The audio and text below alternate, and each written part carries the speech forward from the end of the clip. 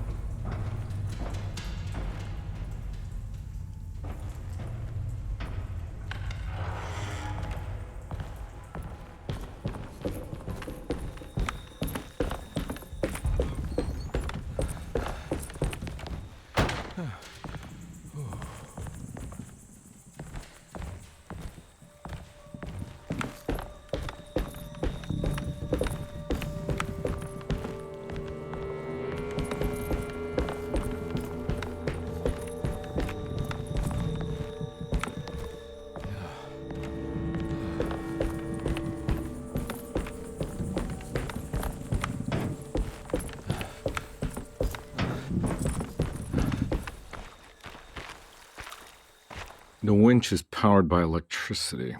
I need to find a way to turn it on before I can use it.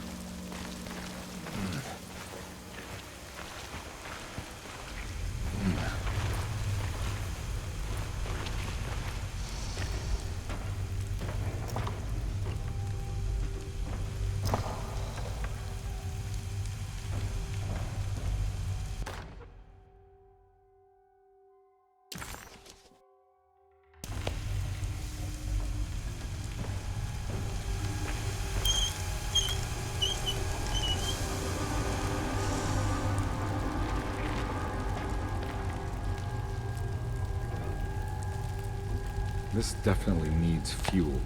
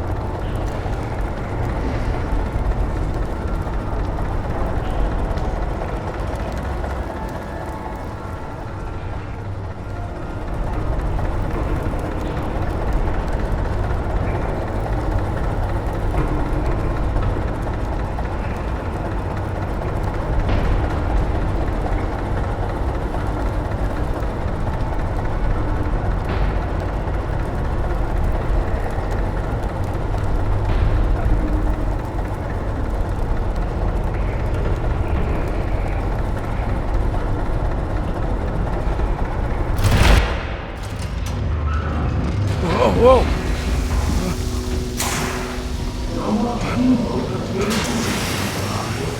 We need to move on our trial. Are you ready to tell me what happened in the attic? I put a rope around my neck, and then I strangled all the life from my body. Are you under the impression that you died? Yes. No. I was supposed to die. What does that mean? That you were supposed to die? I'm the catalyst. I had to die to make the story happen. What story? What are you referring to, Jeremy? 30 years ago, Frederic needed me to die. You're not making any sense, Jeremy. Come back. Find your focus. Hey! I cheated everyone. I didn't play my part. Hey! I escaped Hey! my doom. My destiny. Again, find Hey! your focus. Hey, I'm right here. What the hell is going on? Now everything is wrong. Nothing is in Hey! I'm right here! Calm down, Mr. Conby. What do you want? Were you not talking to Jeremy right now? I haven't seen Jeremy all day. Are you all right, Detective? No. Actually, I don't think so. Well, maybe. I'm gonna go look for Jeremy. Good. Let me know if you find him.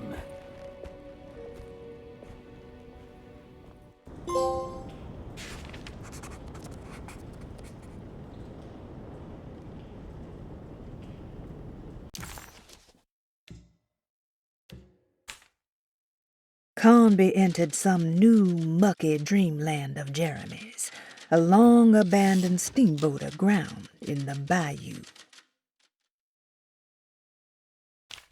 Jeremy was calling out for help, but Conby couldn't figure out where the voice was coming from.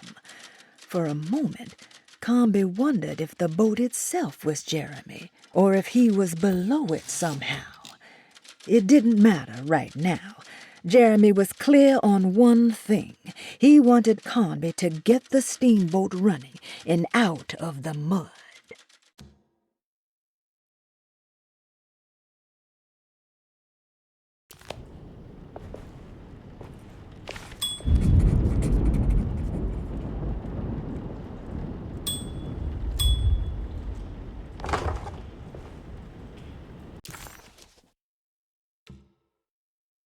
Jeremy was calling out for help, but Conby couldn't figure out where.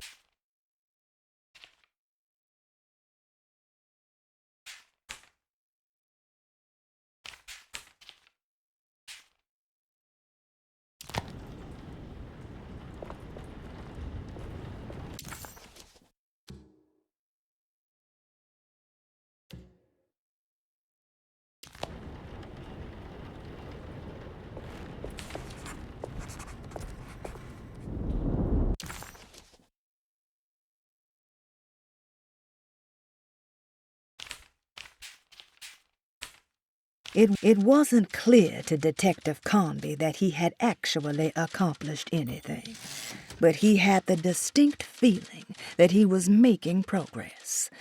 The steamboat must have been what the self-deceit was referring to, and clearly the business with Grace was psychological trauma. Out of the 3 steps on the dog man's contract, only one thing seemed to remain: temperamental behavior. Conby was getting sick of guessing. It was time to pay Dr. Gray a visit in his apartment.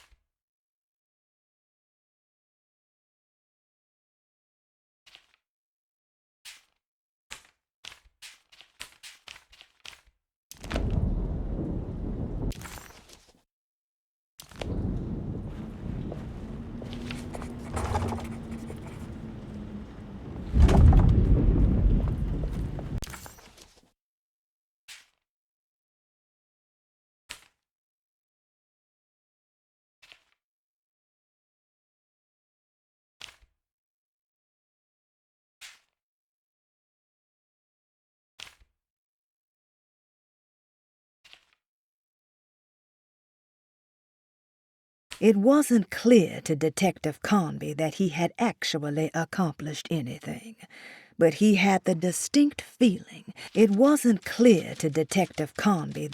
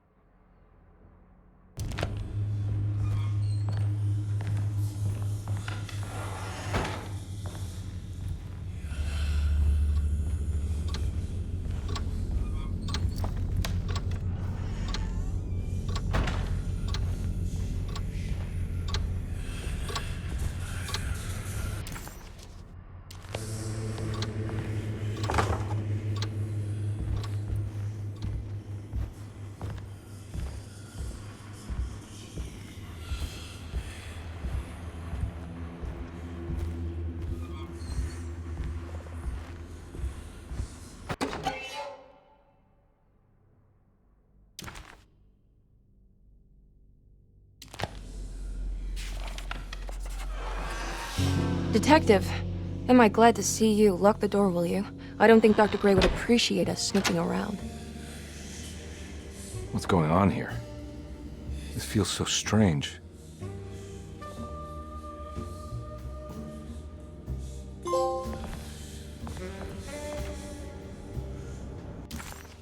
Detective Conby felt removed from himself. Like driving drunk, he carefully tried to navigate his environment. What the hell was going on? Was he finally losing his mind? At least Emily was here to call the police if he went off the deep end.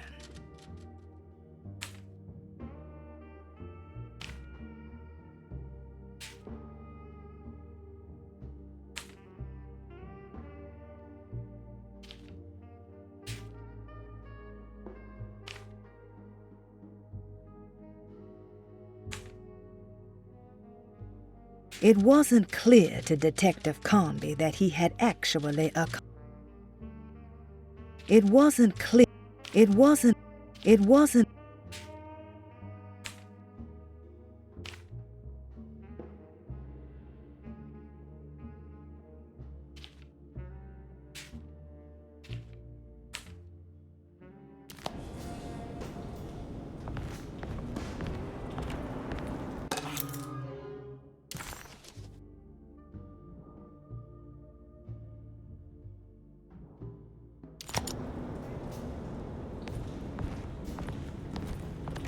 There's a book missing.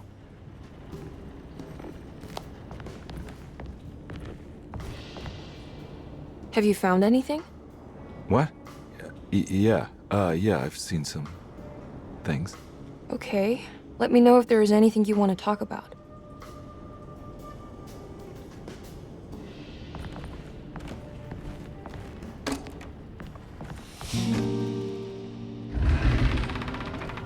What did you do? I was just rearranging the books. Well, come on, let's check it out.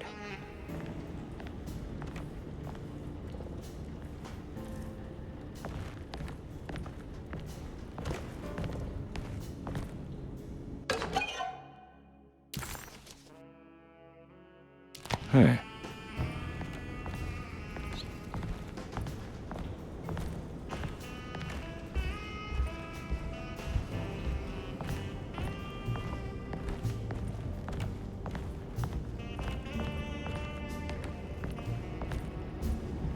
I think I'm beginning to understand.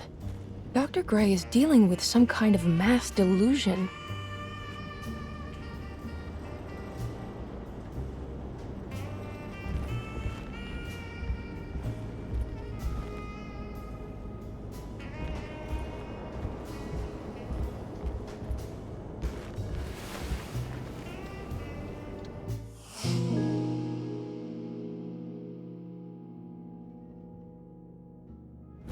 Huh.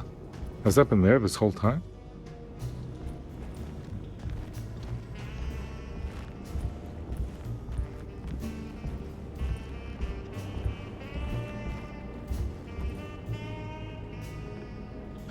What were you saying about mass delusion? Derceto seems to have a deranging effect on people living close by. It has a history of creating cults devoted to some nature goddess. Even the name Derceto refers to the cult existing here before the Civil War. Derceto was the name of an ancient fertility goddess worshipped in Syria. Dr. Gray and his friends, however, seem to prefer the black goat of the woods with 1,000 young, or Shub-Nigroth. And that name can only have come from my uncle's twisted mind.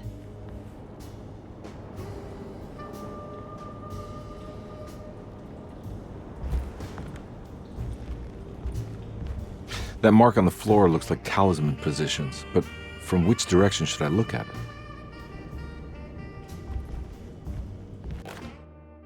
The Snake Dagger, a monograph by Yael Klein. In Ludwig Prin's book on pagan rituals called The Mystery of the Grave, as translated by Nicholas Vachy, there are several references to a sacrificial dagger called the Snake Dagger. It has long been thought of as a poor translation of the original text, that it would be more appropriate with worm dagger from the Latin vermis cultrum. This seems natural following the recent consensus that the original title of Prin's book, De Vermis Mysteris, should literally translate to The Mystery of the Worm. However, this would take away from Vahí's great effort at translating the underlying meaning of the words and revealing several cultural beliefs. While Prin certainly was using the term worm as a symbol or synecdoche for death and the dead, which is made clear by the contents of the book, in the case of the dagger, we shouldn't be too hasty to dismiss his translation. Reading through Vahí's correspondence with his patron, it appears that he had more than just the Latin text at his disposal. Vahí had dug up Prin's living relatives and uncovered several cross-referenced historical texts and an actual snake dagger. The dagger was dated to the early Middle Kingdom of Egypt and had such a clear shape of a wave that Vahí considered calling it the sinusoidal blade. Knowing the full story, it seems prudent that he chose to translate it as snake and not worm. There are several reasons why this choice of word helps us understand the pagans that Prin's book attempts to describe.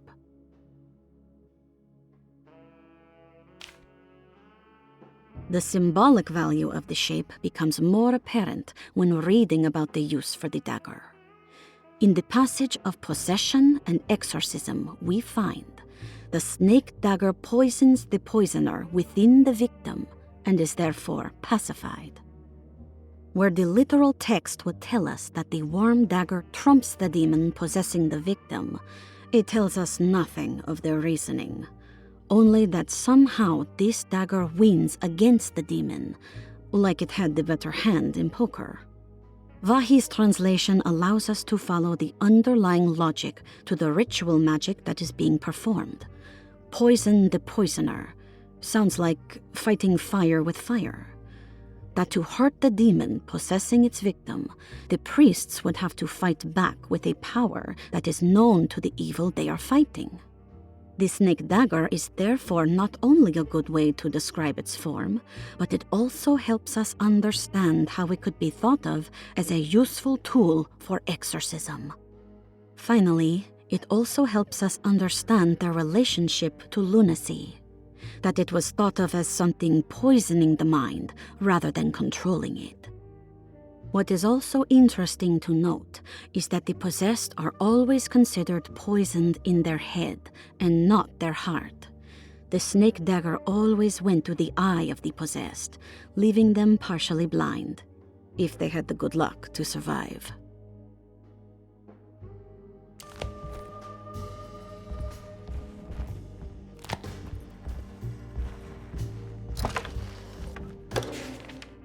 Good to finally meet you, Mr. Hartwood. I'm here on the behalf of your brother Philip. You were expecting me, weren't you? Yes, you're from the Citadel, no? That's right.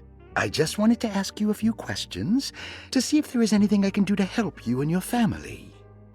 Okay. I understand you're full of imagination. You make up a lot of things. I suppose. And you obsess over them, blurring reality and fiction. Sometimes. Do you want to tell me about the Dark Man? No, I don't. That's all right. Perhaps there is something else you can tell me. Something you know to be made up, but you hold dear. Juan? John? Who's John? No, Juan Luis Jorge. Oh, wait there a moment. Here, take a look. Is he... Oh, he is the author. It's a magnificent book. Life-changing even. The real Juan is long dead, but I like to think of him as my friend. My most beloved friend. I see. Do you often do this? Fantasize about people you read about? No. Well, there is Jacob. Who is Jacob? Turn to the last page. Oh, it's a newspaper article. The Prisoner of Ice, Jacob van Ostad. Is he also your beloved friend? Oh, no, Doctor. Not at all. He is the fire that fights fire. Yes, I think it's clear your overstimulated imagination, this mania, needs to be tempered for you to live a normal life. I know your family calls it the Heartwood Curse, but I want you to know that there is nothing supernatural about your condition. It's all inside your head. And with that, I'm very qualified to deal with. In time, you will be cured. In time. Yes, in time we will exorcise all your demons, all the dark men. Yeah! Please, Mr. Heartwood, calm yourself. What happened?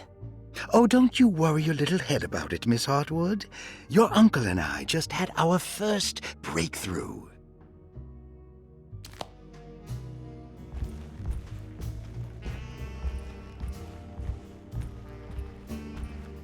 You think all of them are in this cult business? Even Jeremy? I'm not sure any of them have a choice at this point. We just need to find a way to stop all of this.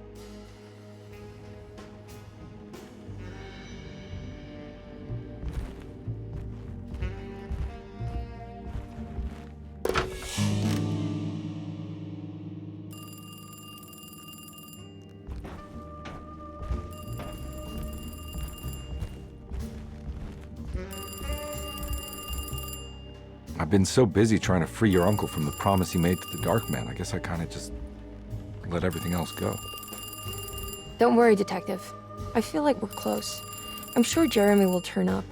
If he is part of the cult, he wouldn't want to miss the Feast of St. John. I just need enough information to make him see the truth. I hope you're right, but I doubt he'll show up. Not as long as the Dark Man's got him hiding.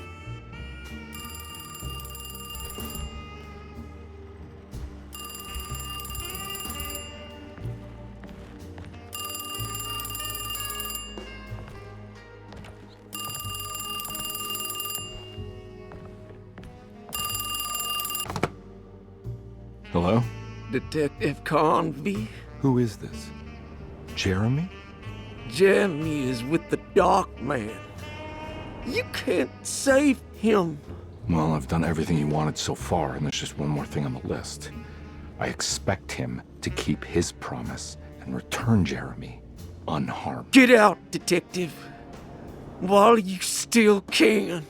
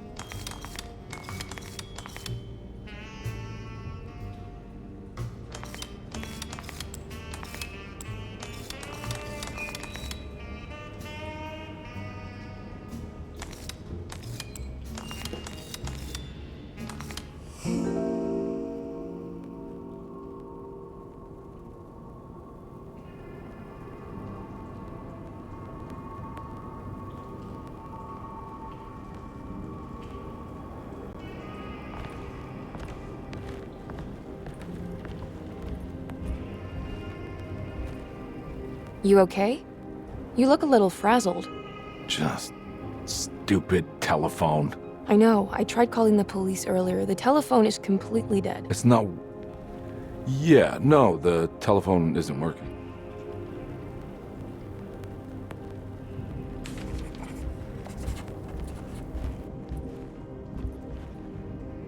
Miss Hartwood, I think you're gonna want to see this. Is there something in the closet? Yeah, there is. You don't see the very obvious gate leading to whatever Jeremy's madness is serving up next? I don't understand. Are you making some kind of fashion metaphor? I'm sorry, I don't have time for this. Can you just tell me what you're doing? You don't see this. It's fine. It's fine. Catch you later. Are you going inside the closet? Yeah. You got a problem with that? No. Do what you think is right, Detective. Sorry, I didn't mean to. Goodbye, Miss Hartwood.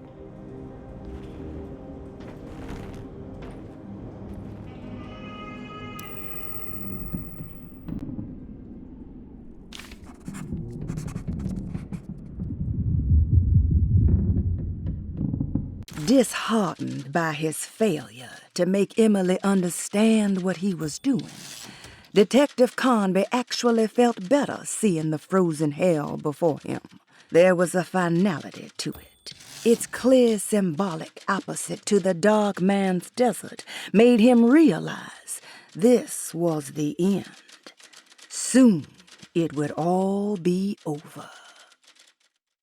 Detective Conby was worried Emily could tell, that she could see the madness written on his face. But what if he was the only one seeing the truth? Could that still be the case? If only he could find evidence that would make her understand that he had seen beyond the veil, or at least something that would show her he was worth the money she was paying him. Detective Conby wanted nothing more than to make sense of it all, but clearly that was not in the cards right now.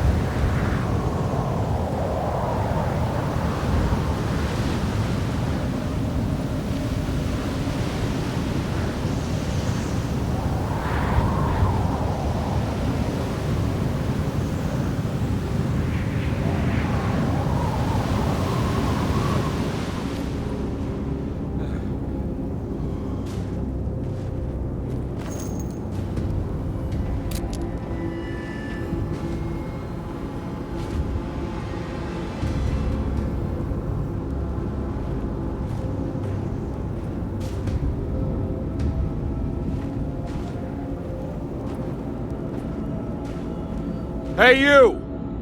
What are you doing here? What is this place? Turn back, Detective. You're not wanted here. Whoa, take it easy. I'm not your enemy. Oh, you're wrong, Detective. You're wrong.